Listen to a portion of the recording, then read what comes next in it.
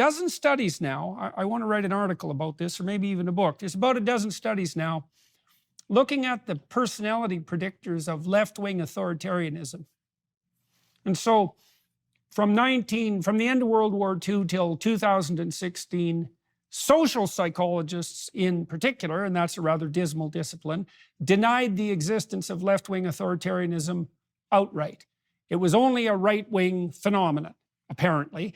You know, I mean, Stalin and Mao notwithstanding.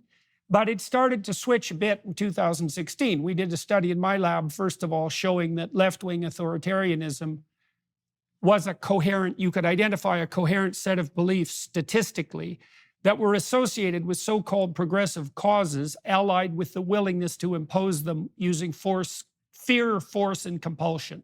So that's not a bad definition of left-wing authoritarianism. But then a number of other studies have come out, and the most interesting ones concentrate on what's known as the dark tetrad.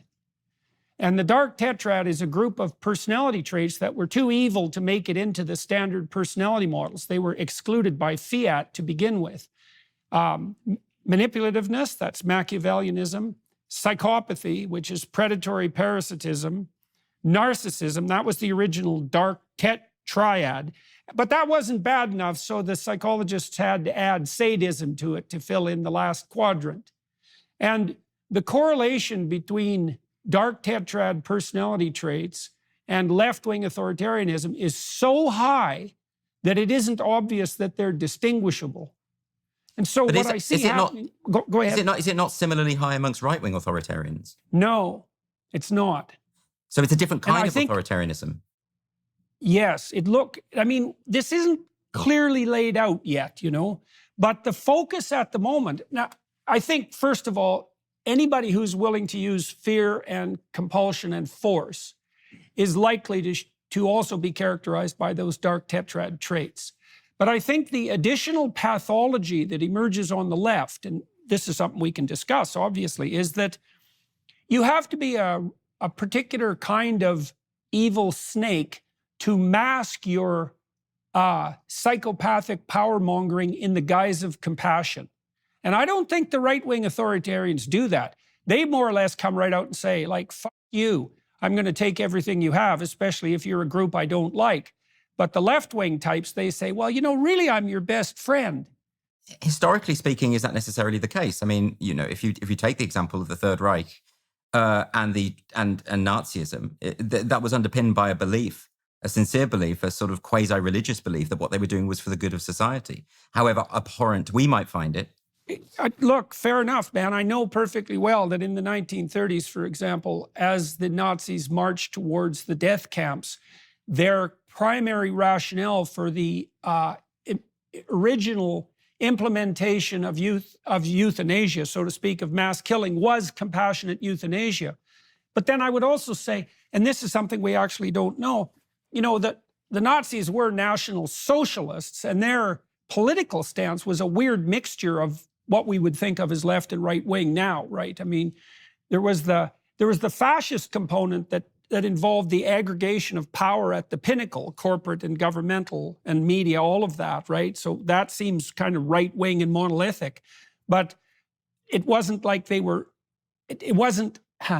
socialist elements in the platform as well, and so we don't know enough to sort that out, I would say, maybe on the statistical side. But doesn't all of this sort of point to the fact, or not even the fact, but my contention, that actually thinking in terms of left and right when it comes to this is kind of redundant? I think in a way you've sort of hit it. Yeah, because exactly. The debate has always been the struggle between liberty and authority. And so, you know, to go back to whether I'm left-wing or right-wing, I think I'm probably just liberal. I think there are liberal-minded people on the left, there are liberal-minded people on the right among libertarians. It's not something that is tied to a left-right worldview. But when I hear people talking about how trying to frame the culture war in terms of left and right, or to say that the culture war doesn't matter and there are more important things, actually this struggle between liberty and authority, which John Stuart Mill talks about in his book on liberty, George Orwell has written about this, that's the thing that matters. And the recognition that there is an authoritarian impulse in humanity that there is an enduring appeal to authoritarianism, whether you come from the left or from the right. This is something that George Orwell, to go back to him, he tackled this as well. It's precisely the reason why when he wrote Animal Farm, he couldn't get it published for so long, because people were horrified by the possibility that left-wing people could be authoritarian. And what he was saying is that this is something that doesn't, it's irrespective of a left-wing view or a right-wing view. And I think although you might be able to pinpoint psychological differences and tendencies among those on the left who have an authoritarian bent and those on the right who have a similar authoritarian bent, perhaps it's more useful just to think, particularly when it comes to the culture war, in terms of who believes in traditional liberal values. I know that means something very different in America, but liberal values insofar as individual autonomy, shared humanity, freedom of expression, freedom of the press, etc. Those kind of liberal values, you can do whatever you want with your life so long as it does not impinge upon the rights of others. That's something that left and right can agree on. And the social justice warriors, whilst they might call themselves left-wing, really their movement is characterized by authoritarianism. They oppose those liberal values. That's what it looks like. And quite, well, not just what it looks like, quite explicitly. I mean, the early critical race theory texts explicitly say, I mean, if you read Derek Bell, he wrote an essay called Who's Afraid of Critical Race Theory? He talks about how critical race theorists have always mistrusted liberalism. They see the liberal project as having failed because we still live in a society where racism exists. And they take that as evidence that liberalism doesn't work, rather than... Right, because the previous societies were so non-racist. Right, exactly. They don't understand that point, that the social liberalism is about an ongoing process.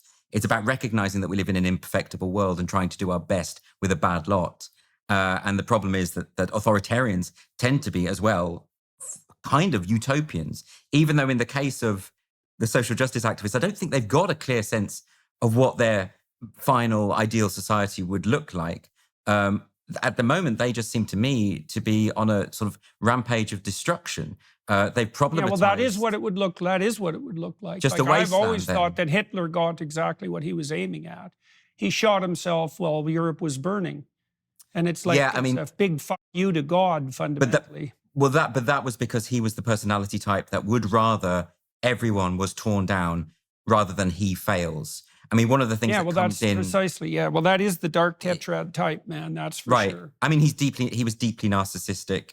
He would bore people with those lectures late at night when no one was interested. It was all about him. One thing that comes out very clearly, there's a great biography of Hitler by Ian Kershaw.